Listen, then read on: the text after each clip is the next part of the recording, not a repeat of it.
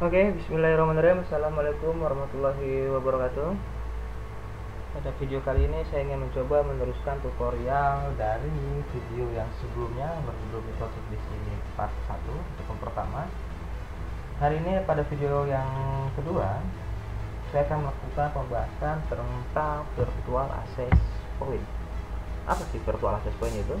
Virtual access point itu kita akan mencoba mengaktifkan sebuah virtualisasi terhadap access point yang pada aslinya hanya terdapat satu buah access point. Ini skema jaringan yang kita gunakan pada video sebelumnya. Di video kali ini kita meneruskan skema yang sama. Jadi untuk teman-teman yang ketinggalan video sebelumnya dapat menonton kembali video yang sebelumnya untuk dapat melanjutkan ke materi yang ini. Sebelumnya, satu baru terboard hanya menggunakan satu buah access point WLAN 1 yang berstatus station untuk DHCP client agar terhubung ke dalam jaringan internet. Dan yang kedua dilakukan untuk melakukan remote terhadap router dan bertindak sebagai klien di jaringan lokal. Sedangkan pada skema jaringan kali ini kita akan mengimplementasikan virtual access point, yang artinya akan ada dua buah access point. Access point tersebut masih di dalam satu buah router.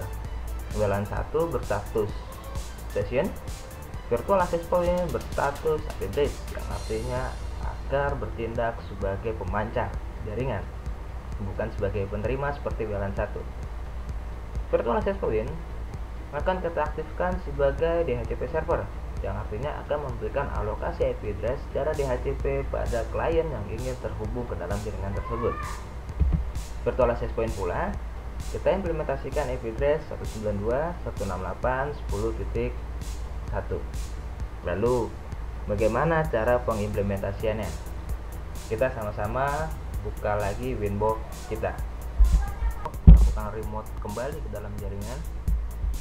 Ini merupakan jejak ataupun histori dari konfigurasi yang sebelumnya.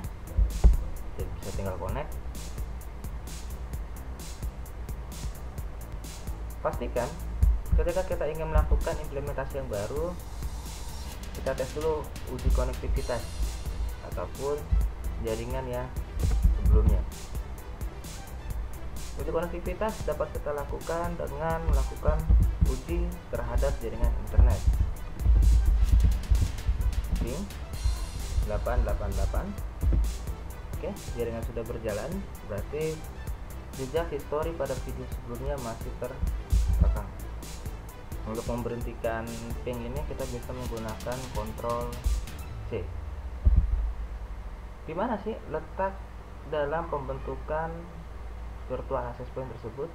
Yang namanya access point berarti berada di dalam interface wireless. Kita bisa masuk ke dalam menu wireless. Jika sebelumnya WLAN 1 kita implementasikan menggunakan station, sekarang kita harus menambahkan yang namanya virtual access point. Jadi di dalam satu buah router kita aktifkan dua buah interface.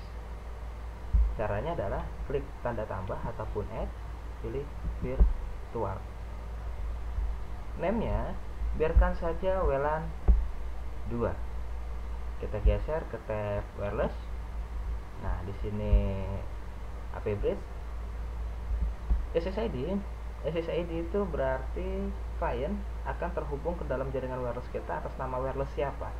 Kita buat spesifik, contohnya Firmansyah. Jadi nanti klien agar terhubung ke dalam router board kita, terhubung ke dalam jaringan internet menggunakan SSID Firmansyah. Play. Oke.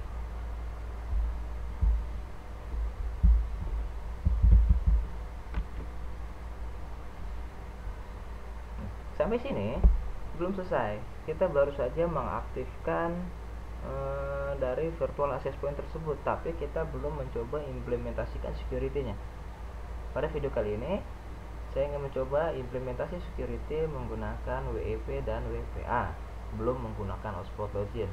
Next time kita akan mencoba mengimplementasikan jaringan hotspot menggunakan hotspot login. Jadi ada user, ada passwordnya. Bagaimana sih cara mengimplementasikan ataupun bagaimana cara menambahkan password untuk login ke dalam WiFi kita. Kita masuk ke menu security profile. Kita bisa tanda tambah. Namanya kita contoh saja Firmansyah agar lebih mudah dalam pencarian. Nah, di sini WPA 2. Pastikan password minimal 8 karakter. Karena hanya contoh, saya masukkan password. Saya buka settingan height-nya 1 2 3 4 5 6 7 8. 1 2 3 4 5 6 7 8. Password WPA plus key antara atas dan bawah itu haruslah sama. Jadi jangan sampai di atas ini 1 2 3 4 5 6 7 8. Di sini tapi sampai 9. Ya, kita buat sama 1 sampai 8. Setelah itu kita apply. Oke. Kita sudah menambahkan password untuk akses ke dalam SSID nama Firmansyah, tapi belum kita implementasikan terhadap virtual access point tersebut. Kita kembali ke WiFi interface-nya. WLAN 2 ke tab wireless. Nah, di sini ada mode security profile-nya kita ganti. Kalau FMW berarti yang untuk ke internet, password yang untuk ke internet default berarti kosong, yang tadi barusan kita buat adalah Firmansyah. Jadi security profile-nya bisa kita alihkan ke Firmansyah. Play. Oke. Jadi nanti jika kita melihat pada PowerPoint, klien ini agar terhubung ke dalam jaringan router bos kita menggunakan SSID-nya adalah Firmansyah dengan password 12345678. Lalu setelah melakukan pembuatan SSID, pembuatan password, langkah selanjutnya adalah pengimplementasian IP address terhadap virtual access point tersebut.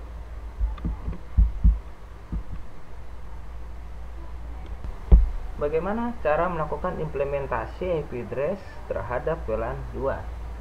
WLAN 2 kita lokasikan IP address 192.168.10.24 untuk interface WLAN 1.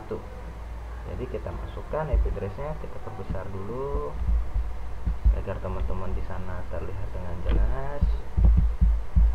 Caranya masih sama, menggunakan IP address address. Berapa lokasi IP address yang kita ingin gunakan? Jika kita melihat pada skema, IP address yang digunakan adalah 192.168.10.1/24. 24 ini bisa kita jabarkan.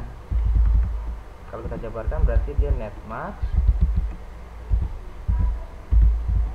255.255.255.255.0. Digunakan untuk interface apa? Digunakan untuk interface WLAN 2. Bisa kita enter. Oh, mohon maaf, terjadi kesalahan di sini, invalid value, ada kesalahan di dalam penginputan subnetmax-nya. Bisa kita revisi. Ternyata terlebih 8 digit. Nah, 255.255.255.0 WLAN 2. Enter. Lalu bagaimana untuk pengecekannya? Pengecekan IP address dapat kita gunakan perintah IP address print. Di sini terlihat IP address yang digunakan pada WLAN 2 setelah terdaftar 192.168.10.1. Sedangkan klien nanti akan mendapatkan alokasi IP address secara DHCP dari WLAN 2 ataupun dari router ini. Setelah selesai melakukan implementasi IP address, konfigurasi IP address terhadap WLAN 2, dikarenakan access point bersifat pemberian IP address secara otomatis, maka kita harus membuat namanya DHCP server di dalam router. Ada IP, Ada DHCP client yang sebelumnya kita gunakan pada WLAN 1 untuk menangkap jaringan internet dari menangkap jaringan dari internet. Sekarang kita pilih DHCP server sebagai server router kita. Di sini hati-hati, beberapa teman-teman, beberapa rekan-rekan mengalami kesalahan human error karena terbiasa menggunakan tombol add, mereka memilih add saja, padahal yang digunakan adalah DHCP setup. DHCP setup yang pertama adalah kita harus menentukan DHCP server interface. Interface apa yang akan kita gunakan sebagai DHCP server. Jangan sampai terbalik. WLAN 1 adalah DHCP client karena merupakan klien dari akses internet, maka kita arahkan ke WLAN 2. Setelah itu bisa kita next. DHCP address space merupakan ini network dari 192.168.10.1, networknya maka 10.0/24, dan ini terisi secara otomatis. Selanjutnya, gateway for DHCP network. Semua klien yang ingin terhubung ke dalam jaringan dengan SSID Firmansyah akan mendapatkan gateway 192.168.10.1. Gateway ini didapat dari mana? Didapat saat kita melakukan konfigurasi IP address terhadap WLAN 1. Jadi ini pun juga terisi otomatis. Nah, address to give out ini merupakan range IP address. Ini merupakan hal yang sangat riskan. Berapa klien yang dapat terhubung ke dalam jaringan kita bisa kita batasi mungkin 2 sampai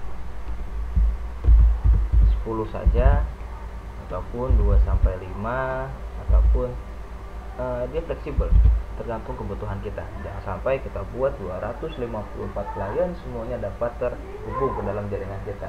Dan artinya semakin besar jaringan yang terhubung, akan semakin besar juga trafficnya, lalu lintasnya, takutnya menjadi lebih padat dan menjadi lebih lambat. Jadi range IP ini opsional tergantung kebutuhan. Next saja. DNS server 192.168.43.1 yang kita dapat dari ISP, ataupun bisa kita tambahkan DNS kedua merupakan alamat gateway-nya 192.168.10.1. Saya tidak merekomendasi menggunakan OpenDNS, yang artinya OpenDNS itu sangat berbahaya, kita bisa membuka situs-situs yang dilarang.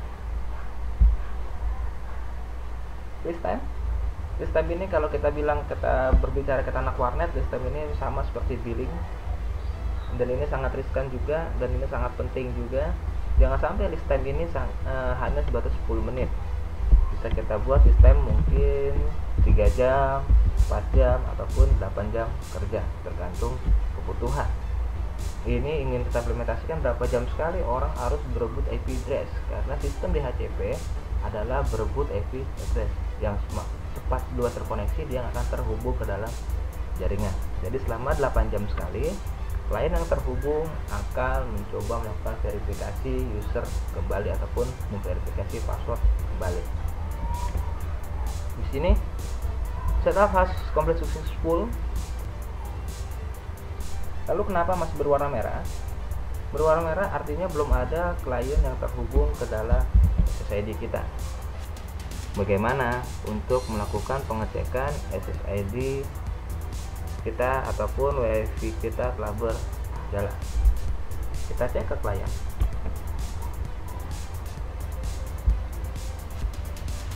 Nah, di sini sudah ada SSID nama Firmansyah. Nah, di sini sudah ada SSID Firmansyah. Kita coba masukkan passwordnya 123456778.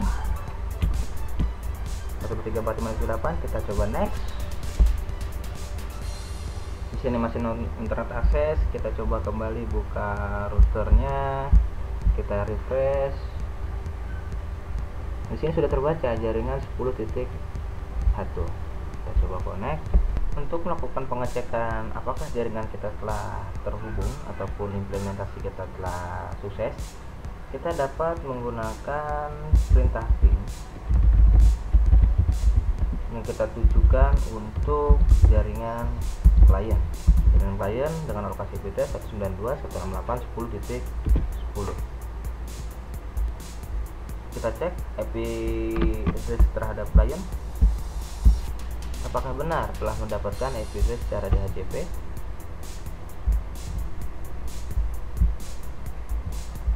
DHCP enable yes, IP address 10, gateway 10, DNS 431. Dari sisi klien, untuk melakukan pengetesan ke dalam sebuah jaringan sama dengan menggunakan perintah ping. Ping yang pertama kali dilakukan adalah melakukan ping terhadap akses gateway-nya.